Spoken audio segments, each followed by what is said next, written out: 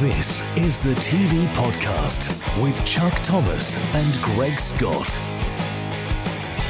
Hello, good evening, and welcome to the TV Podcast. That's right, finally, a podcast hosted by two white middle-aged men. And as usual, I'm joined by the king of all media. It's Mr. Greg Scott. Welcome, Greg. Thank you, and thank you for the compliment there, saying I'm middle-aged when I'm 56. Well, it wasn't a compliment. You are middle-aged. Well, no, that means I'm going to live to be 112. You can't afford to. No. Sky is launching a UK version of Saturday Night Live. The US version started 50 years ago. Yeah. It's launched the careers of massive stars like Bill Murray, Dan Aykroyd, Tina Fey, Eddie Murphy. I am convinced this is going to fail for so many reasons. And I've written the list, Greg. Go on. Would you like to hear them? Yes. Number one, SNL America costs $4 million an episode. What? That's $100 million a year. Yeah. What's mad is it only has 5 million viewers. Okay. What? Now, NBC, the rumors are for many years they've wanted to chop $1 million off that budget. Yeah. So it can break even and make a bit of a profit. Lorne Michaels, who's so powerful at NBC, who's produced it on and off 50 years, he won't allow them to. And people have often said that when Lorne retires, that show is going to be hacked because they have 300 people on the team. You know, they'll have a team of people just making wigs. Yeah. So already it's going to be compared. Now, I'm not saying SNL UK will be bad, but I think when you compare the two, by giving it that name, it's instantly going to be judged by people like you and I. You expect a certain standard. Fun fact, The Late Show with James Corden, just to look at American budgets, was always losing money. People always say The Late Show with James Corden was a hit. It was a flop. It was losing $20 million a year before CBS cancelled it. You see, this is the thing, isn't it? The word show business, break it into two. It is business. Yeah. The whole point of a TV show being made should be to make money. Yeah. And if it's not, why do they carry on with it? Do you think Sky will make 80 wigs and 150 costumes per episode? Because that is what they are doing in the US. No. The inevitable comparisons are going to be made. It can't live up to the expectations. And it's all going to be compared. It's all going to be comparable. I wish them well. Do you? I've said for so long, why haven't we had our own version of SNL? I've said this for so long. We're finally getting it. Is it going to be a lily-livered effort to try and replicate what they do in America? I think they're forced into making it lily-livered. Lovely phrase. Yeah, it's like shunted. It's a lovely word. It's going to be shunted into, it is going to be live, obviously, because it's live in the title. I want to enjoy it. I want it to be a success. I think it's an amazing breeding ground for new talent. I think it's an amazing place for talent that's been around for years and not had exposure. To get that exposure, we'll see. I'm looking forward to it, but I'm not optimistic. I hope I'm proven wrong. But also, you know, the UK does have a huge talent drain. On the last episode, we talked about where the next generation of TV presenters coming from. Yeah. Today, I question where's the next generation of comedians coming from. If you look at the American show, so recently they had Jack Black, Dave Chappelle, Martin Short, Chris Rock, Michael Keaton. My prediction right now for the UK series, James Corden, absolutely, Bob Beckett, Catherine Ryan, Danny Dyer. This is because they are not going to take the risks. No. And the funny thing is, if you want to be a comic today, you're not looking at Sky Max. You're looking at TikTok. Yeah. You're getting 500,000 views for something hilarious. Then you're going straight out on tour and you're selling tickets. You've got to find a way of making a hybrid of the two platforms, of television and of social media, bringing them together, marrying them together, and creating something new, exciting, and dynamic.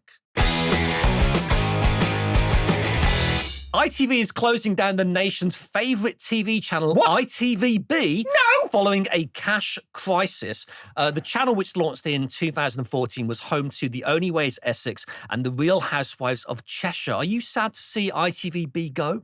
Devastated. What does ITVBe mean? It was dreamt up in Bristol.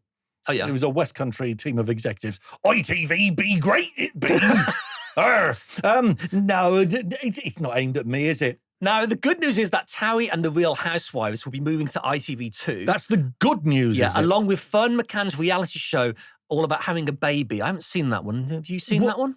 But she has a baby. Apparently, and that's what the show's about. Word. Now, The Real Housewives actually is a very successful show. It's obviously came out of America, and now they do it in the UK. Yeah, they do The Real Housewives of Cheshire. What about The Real Housewives of Scarborough, where you live? would that ever be a good idea? Not if my wife was on it, no.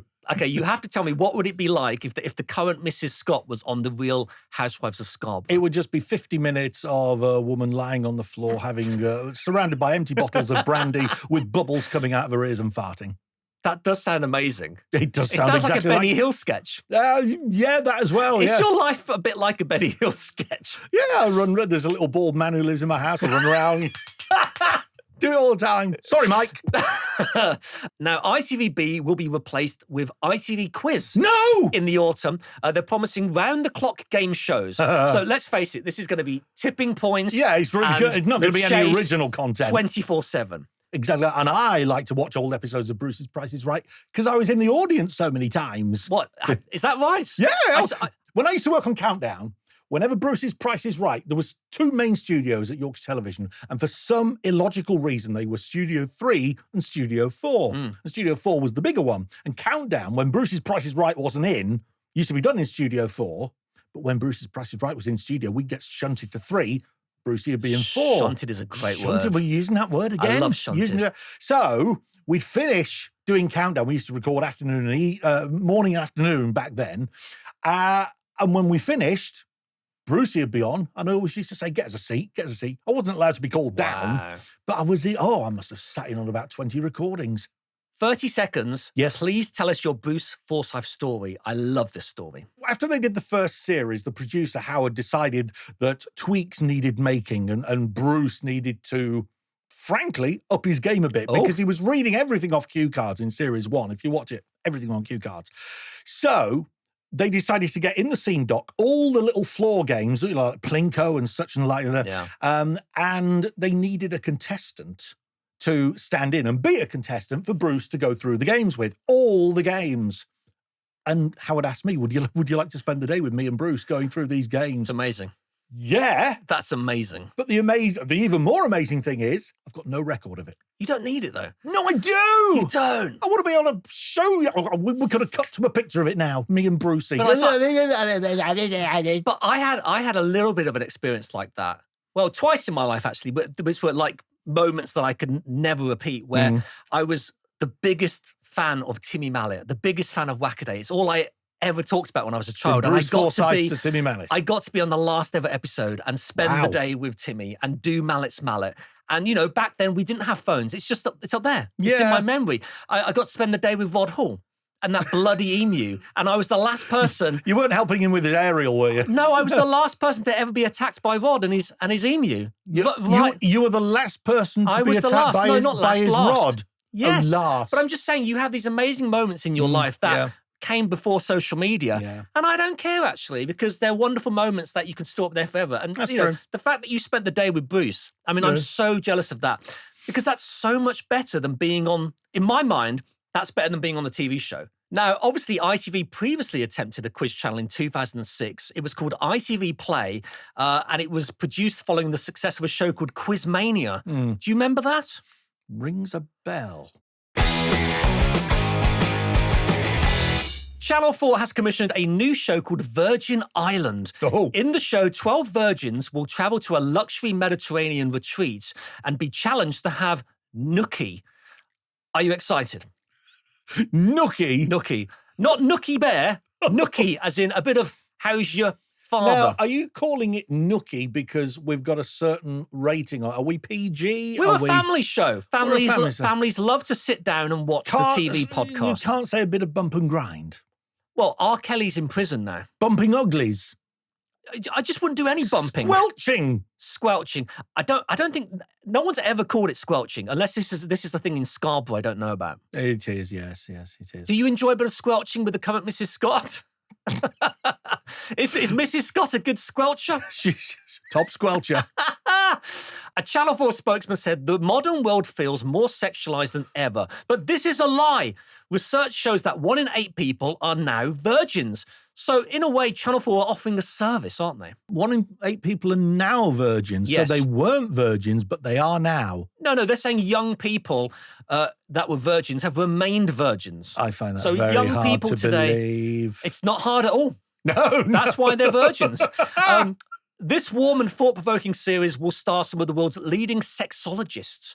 How do you become a sexologist? Come on. I'd love to be a sexologist. A sexologist. I've heard of a ufologist. You know when you're at does dinner the parties and people unidentified. say, "Oh, Greg, Greg, what do you do for a living?" I'm a Imagine sexologist. saying, "I'm a sexologist." No, it's ridiculous. How do you learn to become a sexologist? Well, you just sex all over the place, don't you? You squelch. You do plenty of squelching. So what's this format? What is it? So it sounds to me, it sounds like Love Island, but for Right. virgins.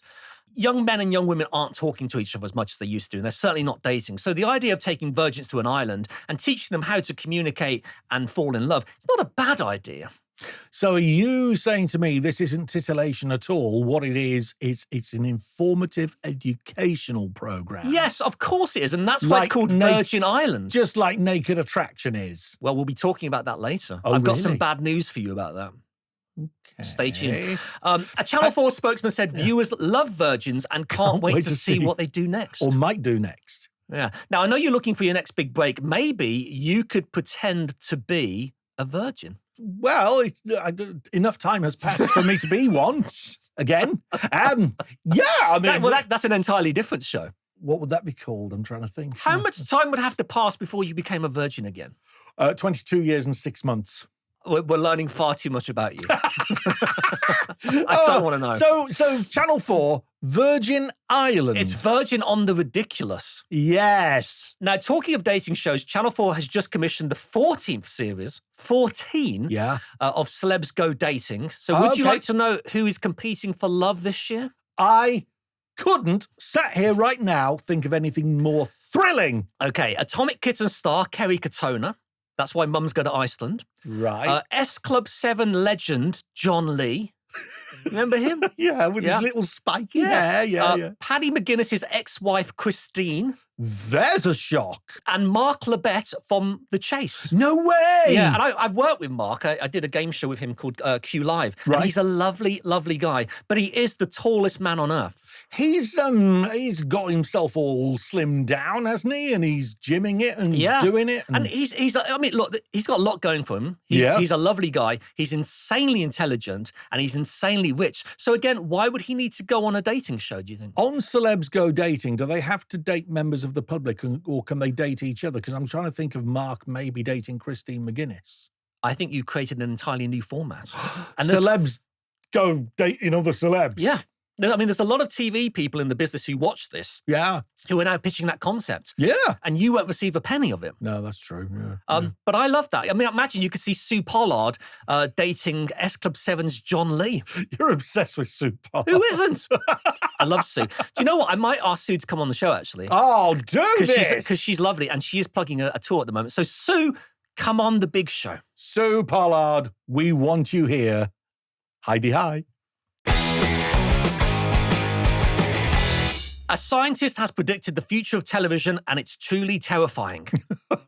The future of television? Is there a future of television? That was the headline in the Mail. Right. Solomon Rogers, who is a pioneer in artificial intelligence, he believes that TV presenters such as Tess Daly and Stephen Mulhern will be replaced by AI in the next 10 years. Would we notice? You're not a fan of Tess Daly? She's great. A friend of mine who works with Tess once told me that Tess is lovely, very lovely lady, but she has very dirty fingernails. No And way. as a result, now when I watch Strictly, which is a wonderful show, I'm fixated on her fingernails. Someone should say to them, someone should say to her, clean them daily. Her cuticles. I beg your pardon? They're called cuticles, I believe. Yes. Why has she got dirty fingers? I mean, her kids are grown up, I would imagine, so it's Why would her kids be responsible for her dirty fingernails? Nappy poo! Now, Solomon Rogers, Yes. He points out that in South Korea, a digital human called Zayn has already replaced presenters. He's reading the news and he's selling clothes on QVC. So South Korea, quite often, they're ahead of the curve with things like this. And I really think this could happen because there's a radio station in Australia that's just got in trouble because they had an Asian presenter.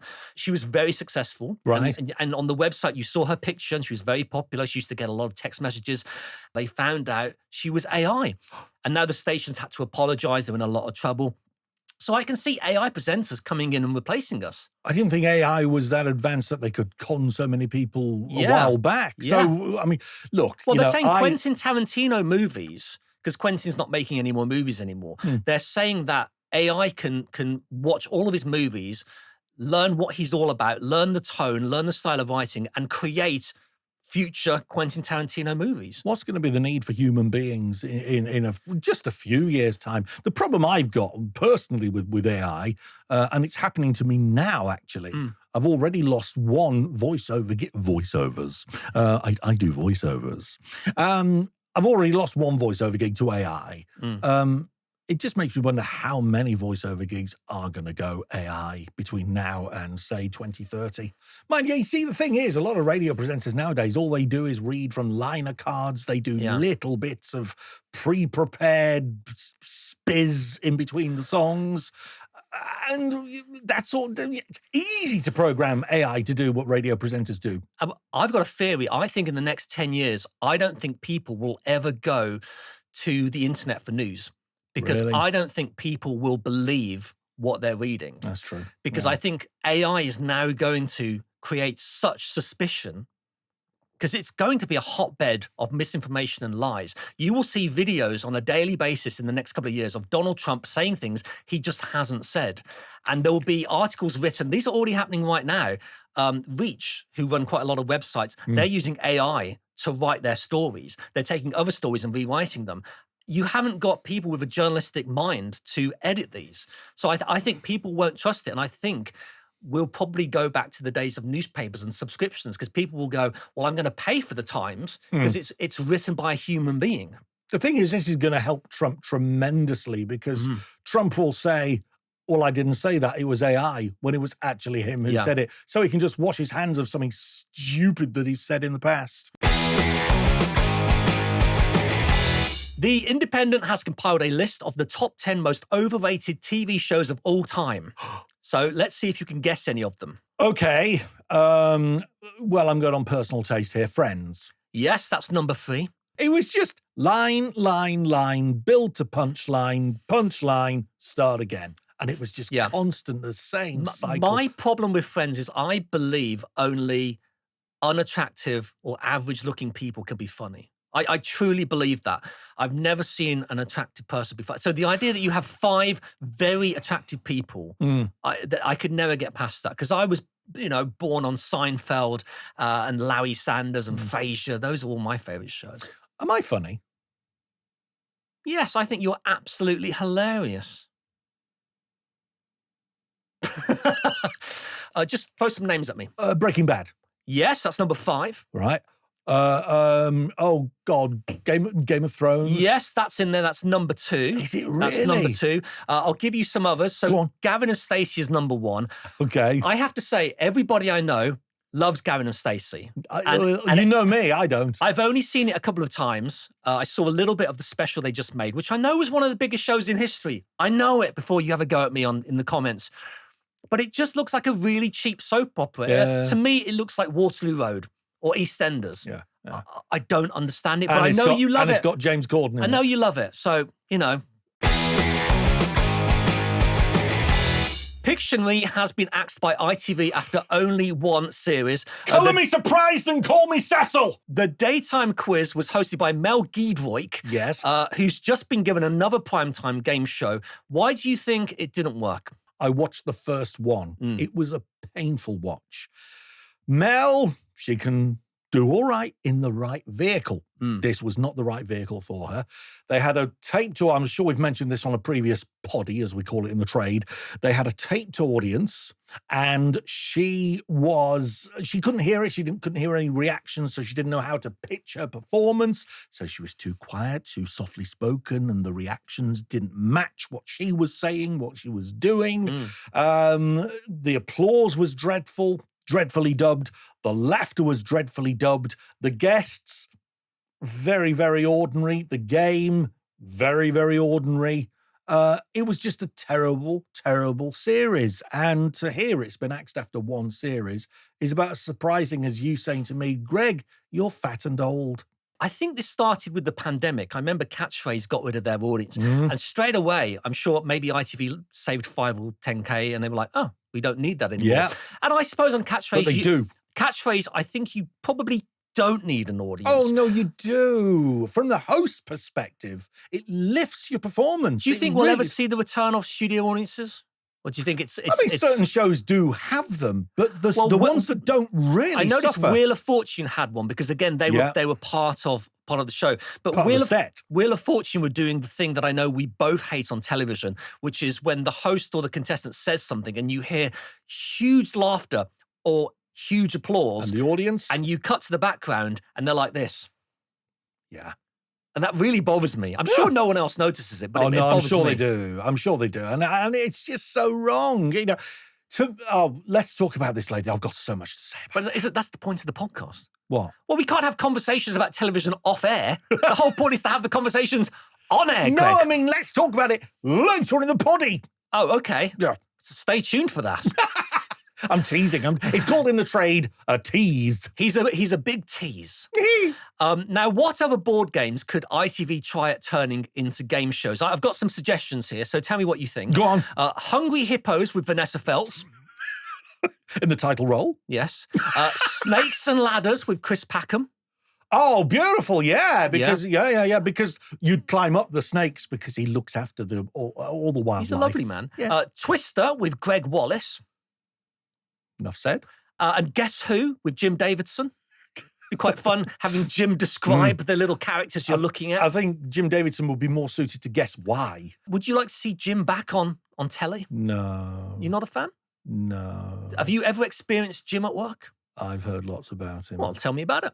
Can't do that now. Why? This is another conversation for off air. This is a conversation for off air. Are we going to launch some? I think you know where I'm going, listeners and viewers. I think Greg wants to launch one of those Substacks where you pay lots of money to see something afterwards. You've hit on something there. So we're going to tease every week. We're going to go, oh, you'll never guess what Sue Pollard's done. Well, you better join our Substack and pay a tenner. You've got me sussed. Sue, by the way, is absolutely lovely. I love Sue. Sue is adorable. Yeah. The Daily Mail has just released this year's TV Rich List. Shall we see how many of them you can guess from the top 10? Right, are these people in front of the camera or behind the camera as well? These are famous folk. Famous folk? Yes. famous folk. What is a famous folk nowadays? Give us your first name. Who's a famous folker? Oh, God. Right, Holly Willoughby's got to be in there. Yes, she's number 9 with £12 million. 12 million quid. Imagine opening your bank statement on your phone nowadays and going, 12 million, that'll do. Okay. But I still want more. Give us another one. James Corden. Not in there. You're joking. I do not joke. Not when it comes to James Corden. No, James Corden isn't funny. All right then. Oh, Lordy. Who's number 1? Come on, you got this. He owns the biggest shows on ITV. Oh, Mr. Cowell. Yes, Simon Cowell worth $492 million. Oh, how depressing for him. Number 2 is Declan Donnelly with $62 million. So how much has Ant got? Ant's number 5 with $40 million. Now, so he's wasted $22 million on something. You could have just stopped at he's wasted. I think you might know. I think you might know what that is, but let's not guess. No. Let's hello to Lisa. Michael McIntyre is number 3 with $60 million. Do you know, I remember seeing Michael McIntyre performing in a pub in Chiswick about 2005. He remembers you watching him. Yeah, no doubt about it. He was just on the cusp of someone strapping a rocket to him. And of course, Michael McIntyre's father produced one of our favourite shows. Yeah, Ray Cameron produced the Kenny Everett show. Yes, that's right. Mm-hmm. Graham Norton is number 6 with $30 million. Yeah, which makes sense because he owned TV, Television, which was sold to ITV. Also, very big author. Have you noticed a lot of TV presenters are writing books now? Yeah. I might go into that myself. What would your book be about? The frustrated game show host who cried a lot. Gary Lineker is worth 30 million. He's number 7. Do you know, I've never understood that. But Gary Lineker owns a very successful podcast company. Yeah, and okay. also, he's on a very big deal with the BBC. I think he's was the highest paid talent. Let's strip this down. Let's strip Lineker down? Have a look at this. Match of the day, right? Yes. He hosts Match of the Day, gets over £1 million a year for hosting it. Yes. Are you telling me that, I mean, we'll find this out. Are you telling me that people watch Match of the Day they wouldn't watch it if Gary Lineker wasn't hosting? What's the return on that £1 million? He's about to leave, isn't he? So we're about to find out. But That's what I just said. But this is the same for all of these TV shows. All these execs who are sitting, sipping their lattes in Soho House, they think that these names are the people bringing these people to these shows. And then I remember many years ago, there was a show called Daybreak. Do you remember Daybreak? Oh, yeah. And it was hosted by 2 people. Remind me who Adrian they were. Chiles and Christine Blakely. And they were taken from the One Show. Because they thought they were the One Show. And everybody said the One Show would die without them. Yeah. The One Show became more popular without them. Yeah. And their show on ITV was cancelled. It just goes to show it's not always about the talent. They could literally come in and replace us with Richard Osborne and Marina Hyde. Oh, can you imagine them doing a podcast? That would never work. Never work. Never. Also on the list, Bradley Walsh. He's number 8 with 20 million. Do you know, he used to be a TV audience warm-up man. Would you ever consider doing that? You were the warm-up man for Countdown, weren't you? 13 years, 1990 to 2003. Do you realise most of those people are probably dead now? Who I warmed up? Yes. They were dead when they were sat there. I had to go around prodding them with Why does sticks. Countdown appeal to old people? It really does. Oh, it just is. It's an easy watch, It's isn't the it? Sudoku generation, isn't it? I like to call them. Yeah, that's probably all the sodded generation. Yes, yeah. And the last one on the list, I don't think you'll guess this, so I'll have to tell you. Number 10 on the rich list. Give me a clue. She's married to Joe Swash. That's a good... You're kidding me. Not Stacey Solomon is the 10th richest TV star in the country with 9.7 million. I shouldn't be surprised, though, because she's now been taken on by YMU, the biggest agency. And I think Stacey has her fingers in a lot of pies. I think she's got a lot of companies on the go. It's a real brand now, the Stacey Solomon brand. It's a lifestyle thing. Yeah, because she's sort of like in the same sort of bracket as that Mrs. Hinch. I don't know that. Mrs. Hinch, she's a woman who does all the cleaning and stuff. Oh, look, this is how you clean a pan. She's like the female Mr. Muscle. Yeah, okay. But without the muscles. She's got lipstick and blonde hair. Nice. Squat fit. Oh, hey, there you go. So is there anybody who wasn't on that list that you think would have been on there? Yeah, I should be on there. And finally, we have to finish this show with a new segment called What's Wound Up Greggles This Month. Oh! So this is when we talk about things that's wound you up that I haven't watched. So you've only got a couple of minutes. First of all, Britain's Got Talent fakery. What's up with that? Look, Britain's Got Talent.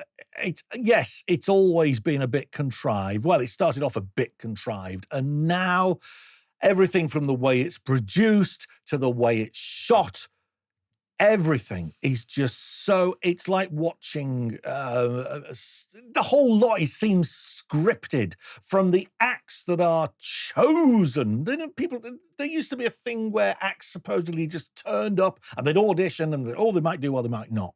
These are just all these acts from around the world, from the Got Talent franchises, are brought in. They do their thing and they get a golden buzzer because they want to get their money's worth because they've flown them over and put them up and all that sort of thing.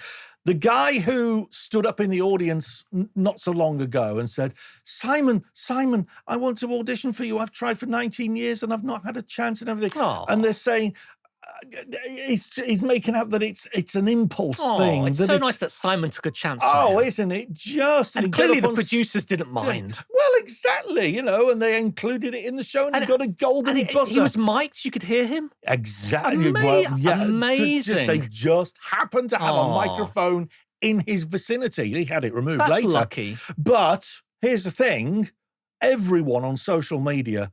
Do they expect us to believe this cack? Do they expect us to believe this? And here's the problem. Simon Cowell and Bruno Tonioli, they were on this morning talking to Alison and Dermot about this very incident. And they were saying, honestly, on my life, Simon was saying, on my life, it was genuine. That argument could stand up if the show itself didn't look so contrived and so scripted and awful. I just think it's insulting to the viewers. I think from the way it's edited, to the way it's produced, to the way it's shot, it just needs to go back to basics. Don't hold back. Say what you think next time. I will. Now, I believe you're also very upset about pointless celebrities. Yeah, I mean, the word pointless, that's valid. Celebrities? So you don't like the casting? Here are some of the celebrities. At time of going to press, these are the celebrities on this week's show coming up. Some of them, right? Okay. That shows I'm old, doesn't it, doing this? Blue hydrangea. Well, that's a type of flower, isn't it? Yeah, you'd have thought so. Okay. Celebrity. Who is that? I've no idea. Blue hydrangea? I know. Okay. Ella Vade. Vade? Oh, Ella Vade. It's a joke. Ella Vade. Ella Vade. That sounds like a disease that you need some ointment for. Maybe a fungal problem? Charlie Ross is on. Charlie Ross sounds like a northern comedian from the 70s. Oh, it'll just be another relative of Jonathan's. Evelyn Mock. Evelyn Mock. That sounds like a type of exam. And finally, because 3 of them I've heard of. Yes. The last one is Emmanuel Sonubi. Emmanuel Sonubi. Here's the thing. I want to be on Pointless Celebrities because I ace the game all the time. I'm a really good player. Yeah. I'm more well-known than these people. If only there was a way of getting a message to Richard Osman to say, get this Greg Scott on the show. This is Richard Osman's studio. Hey? This is Richard Osman's studio. So before we go, why don't you look down the lens and ask Richard if you could be on his show, but ask him nicely. Come on. Hi, Richard. It's Greg. I'll give you 20 quid if you put me on your show. Well, how could he possibly resist? That's all we have time for on this week's TV podcast. We shall see you next time. Goodbye. That was the TV podcast with Chuck Thomas and Greg Scott.